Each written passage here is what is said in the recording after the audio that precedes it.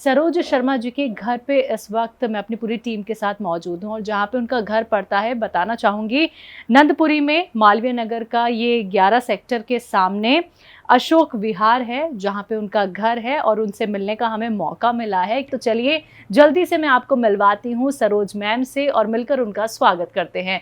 बहुत बहुत स्वागत है आपका मैम। भी बहुत बहुत स्वागत है। सबसे पहले तो कैसी हैं आप? मैं ठीक हूँ अब। जी। तो सरोज मैम, आपको परेशानी जैसा कि मैंने अभी दर्शकों को बताया कि दर्द की रही, एक तो दर्द आपको कहाँ पे रहा शरीर में और कितनी तकलीफ आपको होती थी? दर्द मेरे पैर में होता था ये, और ये पैर के अंदर मेरे से चला नहीं जाता था बिल्कुल भी। बहुत परेशानी होती थी।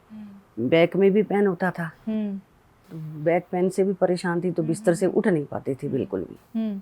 बहुत मतलब परेशानी होती, हर काम में, बाथरूम जाने में परेशानी, उठने बैठने में पूरी परेशानी थी।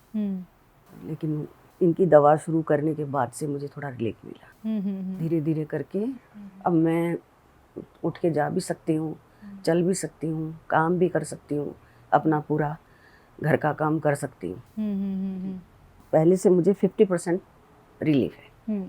तो 6 महीने में आपको 50% आराम हो रहा है। आपने कहा कि आप घर का काम नहीं कर पाती थी, लेकिन काम कौन कौन से नहीं कर पाती थी ये जानना बहुत ज़रूरी है। पूरे ही काम नहीं कर पाती थी, झाड़ू मेरे से लगती नहीं थी बिल्कुल भी, न पोछा लगा पाती थी, और ना ही मैं खाना बनाने में भी मेरे बड़ी दिक्कत होती थी, खड़ी नहीं रह पाती थी बिल्कुल भी। बहुत मतलब इतनी मुश्किल से काम हो पाता था कि मैं सोचती थी कि क्या करूं, जीना भी मुश्किल हो गया था। ये सिचुएशन क्रिएट हो गई थी जी।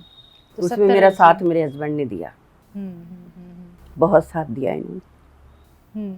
तो कैसे आपकी जो तकलीफ है आपके पति ने देखी है, तो जो काम आप नहीं कर पा रही थी तो सर कहाँ कहाँ आपकी मदद करते थे ये बताइए? हर काम में मदद की इन्होंने मेरी। कब तक ये परेशानी रही आपको कि बेड से चलना भी नहीं हो पा रहा था, और क्या बैठ भी नहीं पाती थी बेड पे? बहुत मुश्किल था बैठना। सहारा दे के बिठाते थे? पकड़ के लेकर जाते थे मुझे, जैसे मेरे से चला जाए, धीरे धीरे करके जाते थे। तो यानी हालात काफ़ी ख़राब थे। कहाँ कहाँ इलाज नहीं कराया ये बताइए आप? डॉक्टर के पास गई थी इलाज करवाने के लिए, उन्होंने ऑपरेशन बता दिया था।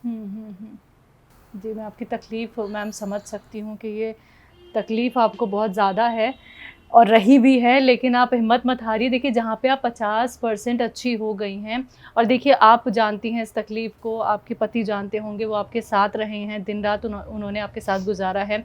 जब धर्मपत्नी को ऐसी दिक्कत हो जाए, आप बाथरूम तक लेके जा रही हैं और घर का काम उनको करना पड़ता होगा। आप बैठ गई हैं और 70 वर्ष की उम्र में आपको दिक्कत परेशानी हुई, क्योंकि पहले तो नहीं होगी मुझे लगता है। हाँ नहीं, पहले नहीं थी मुझे। जी। अचानक से हुई ये प्रॉब्लम। पर अब मैं ठीक हूँ। ठीक है आप, तो हमें हँस के दिखा दीजिए आप। देखिए आंसू अच्छे नहीं लगते आपके चेहरे पे बिल्कुल भी, और मुझे आप 70 वर्ष की तो बिल्कुल नहीं लग रही हैं।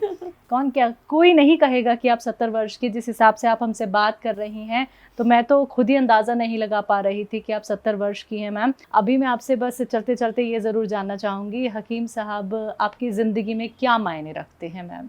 इस मामले में वो बहुत मायने तो रखते हैं कि मेरे को बेड पर से उन्होंने उठा दिया। ये चीज़ें मैं जानती हूँ। हकीम साहब का बहुत बहुत शुक्रिया कि उन्होंने ऐसी दवा दी है मुझे, जिससे मैं चल पा रही हूँ, काम कर पा रही हूँ सब।